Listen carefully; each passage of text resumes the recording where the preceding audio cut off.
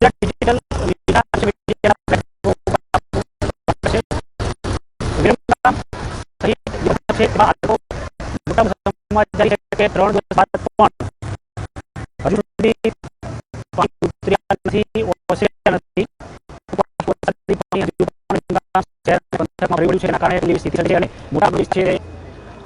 જળબંબાકારની સ્થિતિ સર્જાઈ છે. હું તમને શરૂઆતથી વાત કરવા માંગીશ કે પહેલાં તો વિરમગામ અને માંડલ પંથકનો જો વરસાદની વાત કરીએ તો વિરમગામ પંથકમાં છેલ્લા 3 દિવસમાં 18 ઇંચ જેટલો વરસાદ ખાબક્યો છે. બીજી બાજુ માંડલ પંથકમાં 14 ઇંચ જેટલો વરસાદ ખાબક્યો છે. પાણી ભરવાના કારણે ખેતરો જળબંબાકાર છે અને રહેણાંક વિસ્તાર જે છે તે પણ અનેક વિસ્તારો છે જે જળબંબાકારની સ્થિતિમાં છે, લોકોને હાલાકી પડી છે. વિરમગામ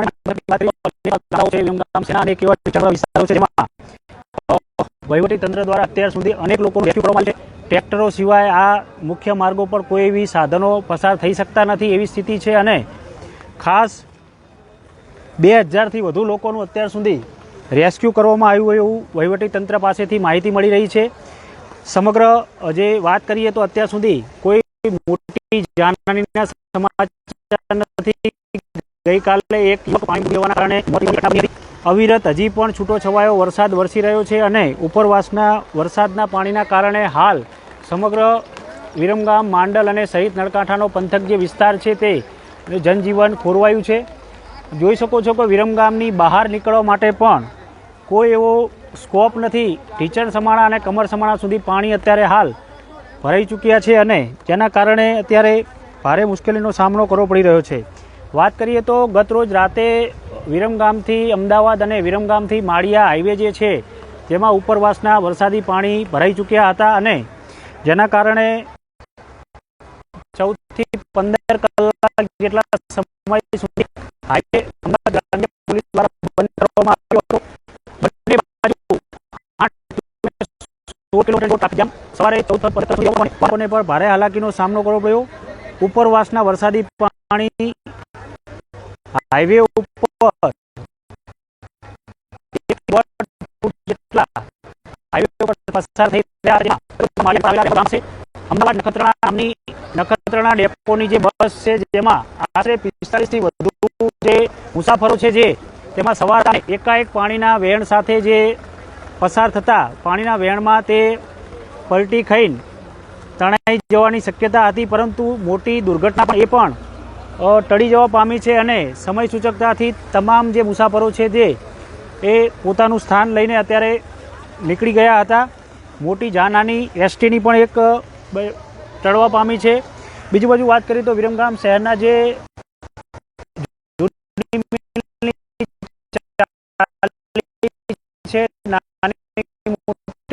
કુમાર છે 18 ઇંચ જેટલો જે વરસાદ છે તે તો ઓછો છે, પણ 3 દિવસની અંદર 1 થી 1.5 ઇંચ જેટલો વધુ એક વરસાદ પડવાના કારણે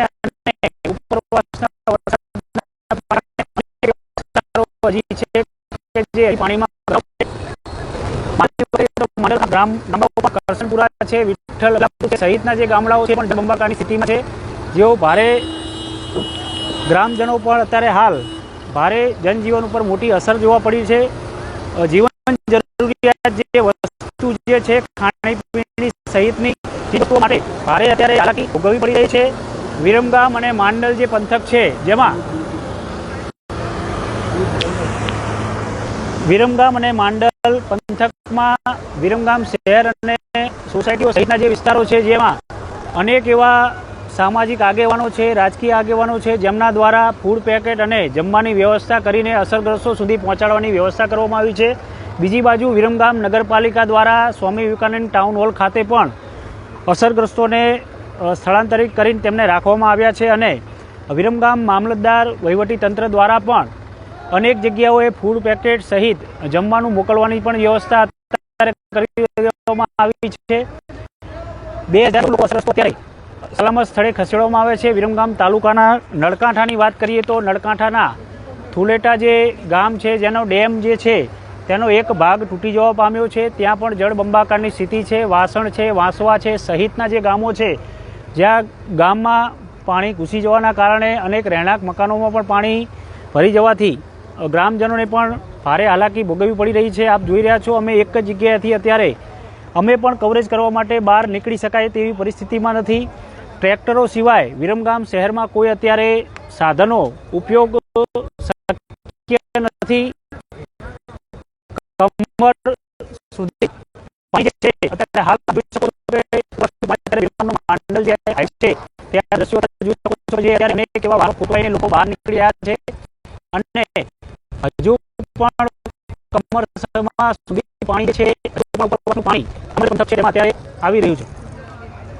વાત કરીએ બીજી તો વિરમગામ તાલુકાનું જે એક નળકાંઠાનું જેતાપુર ગામ છે તેમાં પણ બગોદરા કેસડી ગામ પાસેથી સ્વિફ્ટ ગાડી આવી રહી હતી। એમાં જેતાપુર પાસે કોઝવેમાં કાર તણાઈ જવાની પણ એક ઘટના સામે આવી છે। સ્થાનિક ગ્રામજનોના દિલ ધડક રેસ્ક્યુના કારણે 4 બાળકો અને એક ડ્રાઈવરનો આબાદ બચાવ થયો છે। ગ્રામજનોની સમય સૂચકતા અને સ્થાનિક આગેવાનોની જહેમત બાદ તેઓ પણ અત્યારે હાલ સહી સલામત પરત ફર્યા છે। યુવકો ગામમાં હોસ્ટેલમાં રોકાઈ ચૂક્યા હતા। શાળા કોલેજો બંધ છે। હોસ્ટેલમાંથી પરત ગામડે પરત ફરી રહ્યા જે ઘટના બનવા પામી હતી। વિરમગામ શહેરની વાત કરીએ તો વિરમગામ જેના અલીગઢ ગામની ચાલી જૂની મિલની ચાલી અલબદલ સહિતના જે વિસ્તાર છે તે પાણીની અત્યારે સ્થિતિ અત્યારે જે છે તે જોવા મળી રહી છે। વહીવટી તંત્ર દ્વારા અમદાવાદ જિલ્લામાં કલેક્ટર અને સરકારની સૂચનાથી એનડીઆરએફની ટીમ અને એસડીઆરએફની ટીમ પણ વિરમગામમાં ફાળવવામાં આવી છે। અત્યાર સુધીમાં મોટા ભાગના જે રેસ્ક્યુ ગણવા આવી તો દિલ ધડક રેસ્ક્યુ અનેક લોકો દ્વારા કરવામાં આવ્યા છે। સ્થાનિક રહીશો, આગેવાનો અને સામાજિક અગ્રણીઓ પણ અત્યારે હાલ તમે જોઈ શકો છો કે અત્યારે વિરમગામ નગરપાલિકાની અમે સામે ઊભા છીએ। આ વિરમગામ નગરપાલિકા સામેની જે સ્થિતિ છે અને તમામ અધિકારીઓ જે છે પોતે ટ્રેક્ટરમાંથી રેસ્ક્યુ કરીને અત્યારે કામગીરી અત્યારે બજાવી રહ્યા છે। વાત કરીએ તો તમામ જે 3 દિવસની અંદર જનજીવન ખોરવાયું છે જેના કારણે ખાદ્ય ચીજ વસ્તુઓ, શાકભાજી, દૂધ સહિતની જે વસ્તુઓ છે જે મળવી મુશ્કેલ થઈ છે। પરિવહનના કારણે અમદાવાદથી વિરમગામ આવતા તમામ જે સાધનો છે જેના કારણે વિરમગામમાં પણ વસ્તુ મળતી નથી અને તકલીફનો સામનો કરી રહ્યા છે। ફરીવાર આપને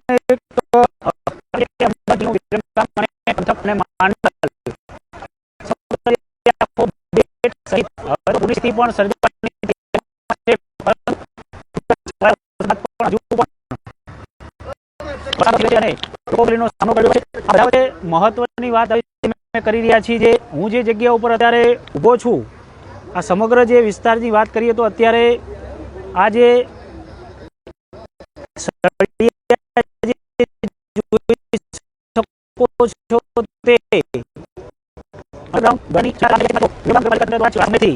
ગાંધીનગર જીયુડીસી અને વિરમગામ નગરપાલિકા તંત્ર દ્વારા અંડરગ્રાઉન્ડ ગટરનું કામગીરી ચાલી છે પરંતુ ક્યાંક ને ક્યાંક અનેક જગ્યાઓએ બેદરકારીના કારણે આ વિરમગામને અત્યારે પૂરની સ્થિતિનો સામનો કરવો પડી રહ્યા છે।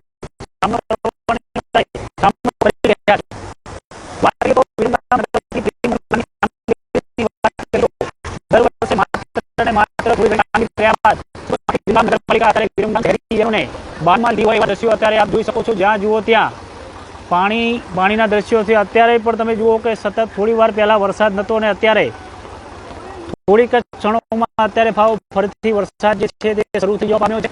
વાત કરીએ તો અત્યારે થોડો ઘણો જે પાણીનો પ્રવાહ છે તે બપોર બાદ ઓછો થયો સ્થિતિ છે પરંતુ સાથે સાથે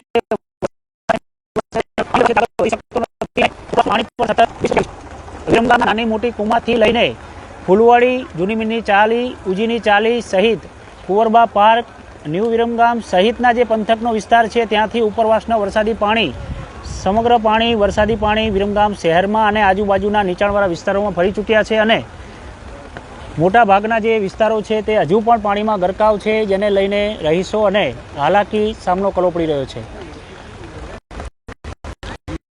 અમદાવાદ કલેક્ટરની વાત કરીએ તો અમદાવાદ જે મોટા ભાગના જે 15 ઇંચથી વધુ વરસાદ પડ્યા છે ત્યાં પરિસ્થિતિનો ચિતાર મેળવ્યો છે. ગઈકાલે જે તેમનું નિવેદન હતું કે સમગ્ર જે પંથક છે તેમાં મોટા સંખ્યામાં તેમનું રેસ્ક્યુ અને અનેક લોકોને તેમને સ્થળાંતરિત કરીને અત્યારે એમને રહેવાની અને જમવાની વ્યવસ્થા પૂરી પાડી છે તંત્ર દ્વારા.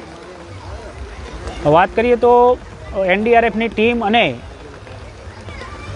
અન્ય એક ટીમ દ્વારા નળકાંઠામાં એમ એક સ્ટેન્ડ બાય રાખવામાં આવ્યું છે. કોઈ હતાહત સર્જાય તો તેમને સ્ટેન્ડ બાય રાખીને ત્યાં પહોંચી શકે અને લોકોના રેસ્ક્યુ પણ કરી શકે અને લોકોના જીવ બચાવી શકાય તે પ્રમાણે અત્યારે હાલ સ્થિતિ સર્જાઈ રહી છે.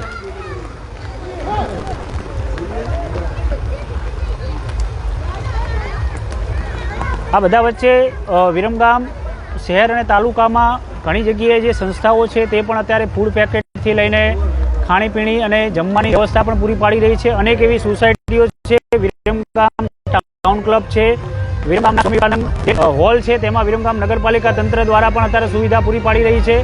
ત્યાં પણ 150 થી 200 અને વિરમગામ શહેરના પટેલની વાડી વિસ્તારમાં પણ અનેક એવા વિસ્તારો જે છે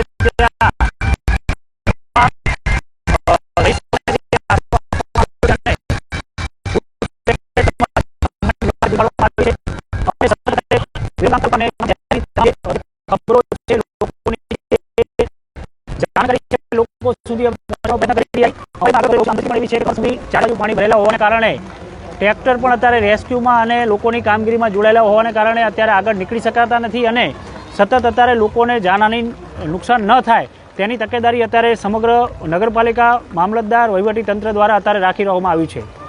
આગળ પણ સતત સોશિયલ મીડિયાના પ્લેટફોર્મ પર તમામ પ્રકારની જે જાણકારી છે તે અમે આપણા સુધી પહોંચાડતા રહીશું.